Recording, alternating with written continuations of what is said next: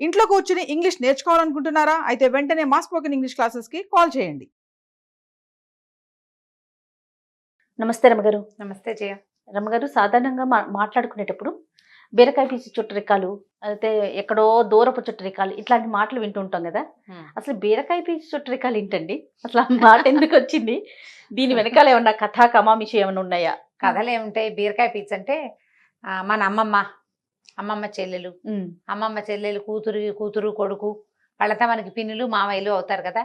వాళ్ళ ఆడబడుచులు, అమ్మమ్మ చెల్లెలు కూతురు ఆడబడుచు బావ తోడుకోడలు, ఎంత దూరం పోయింది, ఎక్కడికెక్కడికో వెళ్తుంది. కానీ వీళ్ళంతా మనకు తెలిసే ఉంటారు. వీళ్ళంతా మనకు తెలిసే ఉంటారు. ఏవో పెళ్ళిళ్ళకి వెళ్తాము, వీళ్ళు అంతా వస్తారు. ఓ నూటే చిన్నప్పుడు ఇంత ఉండేదానివే అంటుంటారు. వీళ్ళంతా మనకు తెలుసు. ఇప్పుడు ఇదివరకట్లాగా ఏంటంటే మనం గుంపులతో బాగా పెళ్లిళ్ళలో కలిసేటప్పుడు అందరినీ చుట్టాలు, మా వైపు బలగం చాలా పెద్దది. బలగం పెద్దదంటే మన బలగానికి మన ఇంట్లో డజన్ మంది పిల్లలు ఉండడం, వీళ్ళందరికీ భార్యలు, వాళ్ళందరికీ అన్నదమ్ములు, అదే కాదు, చిన్నమ్మమ్మలు, చింతాతయ్యలు, పెద్దాతయ్యలు, మామయ్యల తోడల్లుళ్ళు, మేనత్తల తోడుకోడళ్ళు, వీళ్ళందరినీ కలుపుకునేవాళ్ళం. అదంతా పెద్ద బలగం. వాళ్ళంతా కూడా మనకు అవసరానికి సహాయాలు చేసేవాళ్ళు. ఉమ్మడి కుటుంబాలు ఉండేవి. వాళ్ళ ఇంట్లో పెళ్ళుంది అనుకో, ఒక ఇంట్లో పెళ్ళుంది, ఈ రెండో ఉమ్మడి కూడా వాళ్ళతోటి సంబంధం కలిగిన 10-12 కుటుంబాల వాళ్ళు పోయి అక్కడ పడి పనిచేసేవాళ్ళు. అవును, చుట్టరికాలు దూరం అయినా కూడా పనులు పాటలు నడిచేవి. వీళ్ళకి ఏదైనా అవసరం అయితే వాళ్ళంతా వచ్చేవాళ్ళు. ఆ ఇంట్లో బాగా పనిచేయగలిగే వాళ్ళు, సమర్థులు, కొంతమంది ఏమో ఏమంటే మేనేజ్మెంట్ స్కిల్స్ ఉన్నవాళ్ళు, ఈవెంట్ మేనేజ్మెంట్ చేయగలిగిన వాళ్ళు, పెళ్ళిళ్ళకి దగ్గరుంటే ఫలానా పెద్దబాబు, మా పెద్దక్కయ్య గారు పెద్దబ్బాయి అన్ని పనులకి బ్రహ్మాండంగా చేస్తాడు. పెద్దబాబు ఉంటే చాలా ధైర్యం, వాడు హ్యాండిల్ చేస్తాడు అన్ని రకాలు.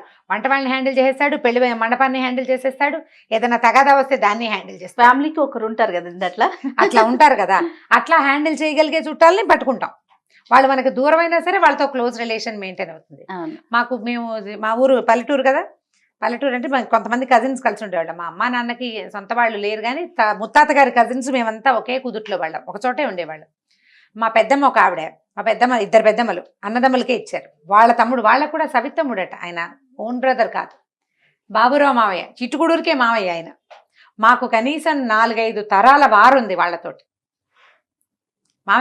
మావయ్య అని వెళ్ళిపోవటం ఆయన దగ్గరికి, ఆయన ఆయన కబుర్లు చెప్పేసుకోవటం, పెళ్లి సంబంధాలు చెప్పేయటం. ఎన్ని తరాల వారుంది. బీరకాయ పీచు చుట్టరికమే అది. ఆపేక్షలు ఉంటాయి, దూర బంధువులు. బాబురామాయణ ఇప్పుడు తలుచుకోవడంతో కూడా నాకు చాలా సంతోషంగా ఉంది. స్వర్గస్థులు అయ్యారు కానీ చాలా ఫ్రెండ్లీయో.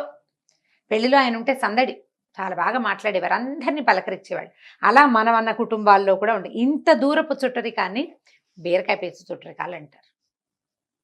మన కుదురుని, మన మొదలుని వెతుక్కోవటం, దానికి ఈ బీరకాయ పీచులు చాలా హెల్ప్ చేస్తాయి. నిజం అండి, అది తెగదు. బీరకాయ పీచు తెక్కండా ఉంటుంది, దాని సంతోషం వస్తుంది. బీరకాయని ఒలిచామనుకో, దాని మొదలు ఒక దారం ఉంటుంది, అది ఇలా ఇలా ఇలా ఇలా అల్లుకుంటూ చివరి దాకా వస్తుంది. దీని మొదలు కనుక్కోలేం మనం, అల్లికగా ఉంటుంది. కావాలంటే ఎండిన బీరకాయలు, నేతి బీరకాయలతో ఒళ్ళుదొంకునే అలవాటు ఉన్న వాళ్ళు, బీరకాయ పీచుతో బాడీ స్క్రబ్ గా పనిచేస్తుంది. అవును, అలవాటు ఉన్న వాళ్ళు చూడండి, ప్రయత్నం చేసి. అసలు దాన్ని విడదీయలేమన్నమాట. అలా విడదీయరాని సంబంధాలు కలిగి ఉండటాన్నే బీరకాయ పీచు చుట్టరికం అంటారు. ఎక్కడదో బీరకాయ పీచు అంటే దూరం అని చెప్పటం, కానీ వదలేమని చెప్పడం అన్నమాట. వదలలేని, వదిలించుకోలేని సంబంధం అది. వాళ్ళతోటి ఏవో కొన్ని ఎమోషన్స్ కలిసి ఉంటాయి. వాళ్ళు ఏదో ఒక సందర్భంలో మనకు సహాయం చేసి ఉంటారు. మనం ఇదివరకు చిన్న ఊళ్ళ నుంచి పెద్ద ఊళ్ళకి వైద్యాలకు వచ్చేవాళ్ళు, పెళ్లి సంబంధాలకు వచ్చేవాళ్ళు. ఈ ఊళ్ళో పెళ్లి సంబంధం చూడాలంటే ఇక్కడ మన చుట్టాలు ఉండదు, ఇలా బీరకాయ పీచు చుట్టరికం వాళ్ళ ఇంటికే వెళ్ళి మా పిల్లకి ఫలానా సంబంధం చూస్తామంటే వాళ్ళ ఇంట్లో ఉండి ఆ పూట వాళ్ళు కూడా మనతో పాటు ఆ పెళ్లి సంబంధానికి వచ్చి వాళ్ళు మనకి క్లోజ్ అయిపోలే. మన పిల్ల పెళ్లినాడు హెల్ప్ చేసిన వాళ్ళు మనకి క్లోజ్ కాదు, ఎప్పటికీ గుర్తుంటారు.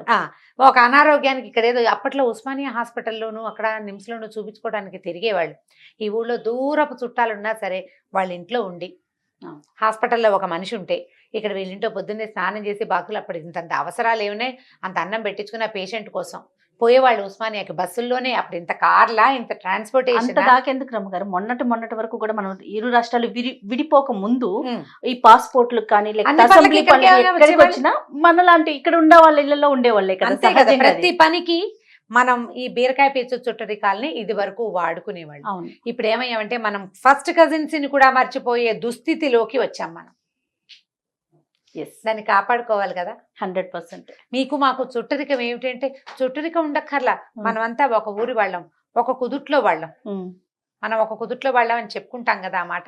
మన తాతలు ముత్తాతలు అన్నదమ్ములు వాళ్ళది మంది ఒకే ఇంటి పేరు. అవును. వాళ్ళు ఎవరో మనకు తెలీదు, కానీ వాళ్ళు మనవాళ్ళేనన్న భావన ఉంటుంది. అవసరమైతే సహాయం చేసుకుంటాము, దానికోసం ప్రయత్నం చేయాలి కదా. అయితే దీన్ని మనం తెలుగులో బీరకాయ పిచ్చి అంటామా, బాదరాయణ సంబంధం అంటారు. ఇప్పుడు బీరకాయ పిచ్చి సంబంధం లాంటిది బాదరాయణ సంబంధం. ఇప్పుడు బీరకాయ పిచ్చికి మనకి ఎక్కడో ఒక సంబంధం ఉండాలి కదా, బాదరాయణ సంబంధానికి ఎక్కడా సంబంధం ఉండక్కర్లేదు, చాలా పెక్యూలియర్ సంబంధం చెప్తారు. ఆ కథ చెప్తాను. ఓకే అండి. ఒక ఆయన బండి వేసుకుని ఓ ఊళ్ళోకి వెళ్ళాడు. బండి వేసుకుని వెళ్తే సరే ఓ ఇంటి ముందు ఆపాడు. మధ్యాహ్నం వేళ అయింది, భోజనాల వేళ. సరే ఏం చేశాడు, బండి కొంచెం నీడలో ఆపి బండి నుంచి ఎడ్లను విప్పి చెట్టుకేసి కట్టేశాడు. కట్టేసి ఆ ఇంటి వైపుకి లోపలికి వెళ్ళాడు. వాకిట్లోనే పెరడ, అప్పట్లో ఇళ్ళు ఎలా ఉండేవి, కొంచెం వాకిలు కొంచెం దూరం ఉండి, అంటే ఏమన్నా ఆవరణ కాస్త బాగుండి వెనక్కి ఇళ్ళు ఉండేవి. ఒకవేళ పూరిపాక అనుకో, పూరిపాక అంటే మరిగా తాటాకుల ఇల్లు అనుకో, ఇట్లా పంచలాగా దించి వాకిట్లో అరుగులు ఉండేవి. అరుగులు ఉండేవి కదా. అవునండి, అవును. ఆ అరుగు మీద ఆ ఇంటి ఓనర్ రైతు ఒక ఆయన కూర్చున్నాడు. ఈయన పోయి ఆయన పక్కన కూర్చున్నాడు. ఆయన ఏమనుకున్నాడు, వచ్చిన ఆయన చుట్టాలైన భార్యకు చుట్టాలు కాబోలు అనుకున్నాడు. కూర్చున్నాడు. ఇంతలో ఏమైంది, ఆవిడ బయట నుంచి వచ్చి లోపల నుంచి వచ్చింది ఆయన భార్య. ఏమయ్యా వంట అయిపోయింది, స్నానం చేస్తావా అని కేకేసింది. కేకేసేసరికల్లా సరే ఆయన పదండి స్నానం చేద్దామన్నాడు ఆ ఓనరు, ఆ ఇంటి ఆయన. ఈ కొత్తగా వచ్చిన ఈయన ఇద్దరు కలిసి చెరువులో వెనకాల నూతి దగ్గరికి వెళ్ళారు. కాసిన వేడి నీళ్ళు ఏవో తోడు అక్కడ పెట్టబడి ఉన్నాయి. కాస్త అంటే కాగులో నీళ్ళు పొంతలో నీళ్ళు ఉంటాయి కదా, అలాగే ఓ గంగాళంలో ఉన్నాయి. చెరుకో 4 చెంబులు పోసుకున్నారు, స్నానం చేశారు. ఆయన భార్య వచ్చి ఆయనకు తువ్వాలు అందిస్తూ ఈ వచ్చిన చుట్టాలు ఆయనకు కూడా ఓ తువ్వాలు అందించింది. ఈయన ఒళ్ళు తడుచుకున్నాడు. ఆ అంగవస్త్రం తడిసిపోయింది కదా స్నానం చేసరికి, అది పిండి ఆ పక్కన ఆరేశాడు. భోజనానికి రండి అన్నారు. సరే ఈయన పోయి కూర్చున్నాడు. ఇద్దరు వెళ్ళారు లోపలికి. ఆవిడ 2 విస్తరాకులు వేసింది. ఆకులు అరటాకులు విస్తరాకులు వేసుకుని పల్లెటూళ్ళలో కంచాలు పెట్టుకునే గోలే ఉంది. చుట్టం ఎవరైనా వస్తే గబుక్కుని కంచాలు పెట్టకుండా ఆకులు వేసుకునేవాళ్ళు. దొడ్లో ఏవో ఉంటాయి అరిటాకులు అవిను, లేకపోతే మర్రాకులు కుట్టుకునేవాళ్ళు, బాదం ఆకులు కుట్టుకునేవాళ్ళు, కుట్టుడాకులు విస్తళ్ళు దొరికేవి. అప్పట్లో పద్ధతులు అవే కదా. 2 ఆకులు వేసింది, అన్నం పెట్టింది, చక్కగా వడ్డనైంది, భోజనం అయిపోయింది. భోజనం చేశారు. ఆ ఇద్దరు వచ్చి ఏదో ఆ మాట ఈ మాట, ఊళ్ళో పంటలు ఎట్లా ఉన్నాయి, ఈ ఏడాది వానలు ఎట్లా ఉన్నాయి, ఏమిటి అని సంగతి సందర్భం అన్నీ మాట్లాడుకున్నారు. వాకిట్లో వచ్చారు. అన్నం బాగా, భోజనం చాలా బాగుందమ్మా, వంట చక్కటి చెయ్యింది, ఇది ఎంతో బాగుందమ్మా అన్నాడు వచ్చిన చుట్టాలు ఆయన. బాగుంది. ఇద్దరు కలిసి వాకిట్లో వరండాలోకి వచ్చారు. మళ్ళీ ఆ వరండాలో ఉన్నాయిగా అరుగులు. సరే 2 చేపలు పరిచున్నాయి. ఈయన సగ భుక్తాయాసం, అమ్మాయి కడుపు నిండా అన్నం పెట్టిందని నడుము వలిచాడు వచ్చిన చుట్టాలు ఆయన. ఇంత ఆయన కూడా మరి మధ్యాహ్నాలు భోజనాలు చేసి కొంచెం సలబాటు వేళ అయ్యేదాకా కాస్త నడుము వాలుస్తారు. ఈయన కూడా ఇంకో చాప మీద ఉరిగాడు. 4:30, 5 అయింది. ఇద్దరు 1 గంట అరగంట నిద్రపోయారు. కాస్త చిన్న కునుకు తీశారు. ఇంటి ఆవిడ కూడా లోపల ఎక్కడో కునికేసినట్టుంది, బయటికి రాల. ఇద్దరు లేచి కూర్చున్నారు. కొద్దిగా ఆ మాట ఈ మాట లోకాభిరామాయణం మాట్లాడుకున్నారు. మాట్లాడుకున్నాక మరి నేను బయలుదేరతా అన్నాడు వచ్చిన చుట్టాలు ఆయన. అప్పుడు ఈయన అడిగాడు, అంటే ఎవరని అడగలేదు కానీ, జ్ఞాపకం రాలేదు కానీ, ఇంతకీ మీరు మా ఆవిడకి ఏమవుతారు అని అడిగాడు. ఈయన ఏం చెప్పాడంటే, మీ ఆవిడకి ఏమవను, మీకు ఏమవను అనేసరికి ఇంటి ఆయనకు అర్థం కాలే. ఈ ఏమీ అవ్వని వాడు మన వాకిట్లో కూర్చున్నాడు, మన పరెక్టో స్నానం చేశాడు, నువ్వు దగ్గర ఇంటి ఆవిడ పొట్టిస్తే తినేశాడు, మధ్యాహ్నం చాప మీద కునికేశాడు, ఎండవేళప్పుడు వచ్చింది చూడటం. మీరెవరు ఏమిటని అడగకూడదు, అట్లా రండి భోజనానికి అనాలి, భోజనం చేసేయాలి. మీ దొడ్లో మంచి రేగి చెట్టు ఉంది కదా అన్నాడు. అవునండి, మీ ఇంట్లో రేగి చెట్టు ఉంది, నా బండి చక్రాలు రేగి చెట్టు చెక్కతోటి చేశాం. అలాగా మీకు నాకు బాదరాయణ సంబంధం ఉందండి అన్నాడు. బదరి వృక్షం అంటే రేగు చెట్టు.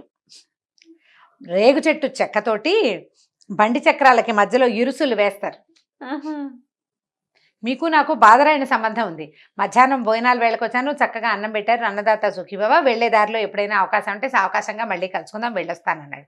ఆయన నిర్ఘాంతపోయి చూస్తూనే ఉన్నాడు. ఈ బాదరాయణ సంబంధం పెద్ద మనిషి బండికి ఎడ్లు కట్టాడు, వెళ్ళొస్తాను నమస్కారం అని వెళ్ళిపోయాడు. చాలా బాగుంది. మనకి సంబంధం ఉండాలే కానీ, మనం ఉంచాలని అనుకోవాలి కానీ, ఏ చిన్నదాన్నైనా కలుపుకోవచ్చు. చూడండి అసలు. మన తాత ముత్తాతల నాటి కజిన్స్ కూడా ఇప్పుడు నేను ఏ అమెరికావో ఆఫ్రికావో వెళ్ళాను అనుకుందాం. మా ఇంటి పేరు ఎస్టీజీ వరదాచార్యులు గారు మనవరాలని నేనని చెప్పాను. ఎస్టీజీ వాళ్ళ మాకు చుట్టాలండి అన్నాడు ఆయన. ఎవరో నేను ఆయన చుట్టం అయిపోలేదు. ఆయన మా తాతగారి మొహం కూడా చూసుంటాడు. అవును, తాతగారి మొహం కూడా చూసి ఉండకపోవచ్చు, మేము ఎవరమో ఆయనకి తెలుసు, కానీ ఆ పేరు ఆయనకి తెలుసు. పలానా ఇంటి పేరు అని చెప్తే చాలు కదా మనకి. ఏ ఊరు ఎక్కడ ఏమిటి, ఓహో ఆ వైపు అండి, అలాగా మేము ఎస్టీజీ వాళ్ళు వినండి. ఆయన మేము కనీసం 20 తరాల గ్యాప్ ఉంటుంది. ఇంటి పేర్లు మారవు కదా, మనం ఒకటి. ఎస్టీజీ ఇంట్లో పుట్టిన ఆడపిల్లలు వేరే సంబంధాలు చేసుకున్నప్పటికీ ఆ ఎస్టీజీలో ఉండే వాళ్ళకి తప్పకుండా అక్క చెల్లెళ్ళలో మేనత్తలు అవ్వాల్సిందే కదా. అంతేగా, రక్త సంబంధం ఉన్నట్టే కదా ఎంతో కొంత.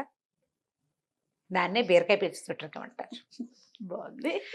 మన వాళ్ళని వీళ్ళు మన వాళ్ళు అని భావించటమే చాలా ప్రధానమైనది జయ. ఇప్పుడు మనం దాన్ని కోల్పోయాం. అవును, ఈ కథకి బాదరాయణ సంబంధానికి బీరకాయ పీచు చుట్టరికానికి పెద్ద సంబంధం లేదు.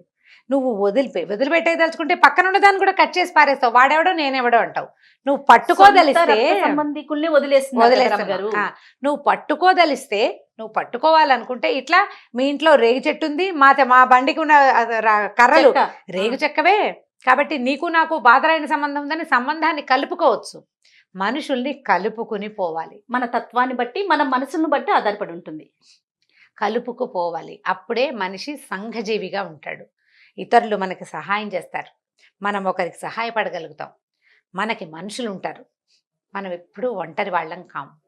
దూరపు చుట్టరికాన్ని పురస్కరించుకునైనా ఒక్కసారి హలో అంటాం. నేను ఫలానప్పుడు నా పరిచయం నేను ఎలా చేసుకుంటాను, నేను రమారావి అని యూట్యూబ్లో చెప్పినట్టు చెప్తానా? చెప్పను. ఫలానా రామూర్తి గారి కోడలు నేను చెప్పుకుంటాను, మా మామగారి పేరు చెప్పుకుంటాను, లేదా మా తాతగారి పేరు చెప్తాను. చెప్పుకోవాలి కదా, నేను వాళ్ళ కోడలనండి లేదా వీళ్ళ అమ్మాయినండి అని చెప్పాలి కదా. ఎవరైనా అంతేగా. ఇటో అటో ఏదో రెండూ చెప్పుకోవాలి. ఆయన ఎక్కడ పని చేస్తారు అని అనగానే మా తాతగారు ఏం చేశారో చెప్పాలి, మా మామగారు ఏం ఉద్యోగం చేశారో చెప్పాలి. వాళ్ళది ఏ ఊరో నేను చెప్పాలి కదా. ఆ ఊరు నేను అడుగే పెట్టలేదు ఇప్పటిదాకా, అడుగే పెట్టలా. కానీ ఆ ఊరు ఫలానా చోట ఉంటుంది అనగానే మన గుర్తింపు చాలా సులువుగా అవతల వాళ్ళకి తెలిసిపోతుంది. వాళ్ళు మనం చుట్టాలైపోతాం. చుట్టాలైపోయేందుకు ప్రయత్నం చేయండి అమ్మా. ఫేస్బుక్లో స్నేహాలతో పాటుగా అవి చేస్తున్నాం మనం. సోషల్ మీడియాలో స్నేహాలు విపరీతంగా ఇతోధికంగా చేస్తున్నాం. దాంతోపాటు మన చుట్టరికాలు, మన బాంధవ్యాలు, మన వాళ్ళను కూడా కలుపుకొని ముందుకెళ్ళండి జీవితంలో. మన వాళ్ళు మనతో సరిగ్గా ఉండరు కాబట్టి మేము మా చుట్టాలతో చాలా తలకాయ నొప్పులండి, మేము ఫ్రెండ్షిప్ చేస్తాం, ఫ్రెండ్సే అని చెప్పే వాళ్ళు కూడా ఉంటారు కొంతమంది. అందరూ ఒకలా ఎలా ఉంటారు? ఫ్రెండ్స్లో మాత్రం దుర్మార్గులు, విసిగిచ్చేవాళ్ళు, తలకాయ నొప్పి పెట్టించేవాళ్ళు ఉంటారు. అక్కడ కూడా ఎక్కడైనా ఉంటుంది. ముందు మనము అనే దాన్ని, మన గ్రూపుని ఉంచుకోవాలి, మన వాళ్ళని మనతో పాటు ఉంచుకోవాలి. వాళ్ళకి హలో అని చెప్పగలిగే అంత మాత్రం అయినా నేను ఫలానా వాళ్ళని, మేము ఫలానా వాళ్ళం, ఫలానా ఊరి వాళ్ళం అని చెప్పుకోవాలంటే మన మొదళ్ళు మనకి తెలియాలి. అది తెలుసుకోండి.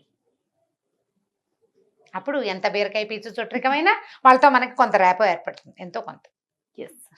సత్సంబంధాలు కొనసాగుతాయి.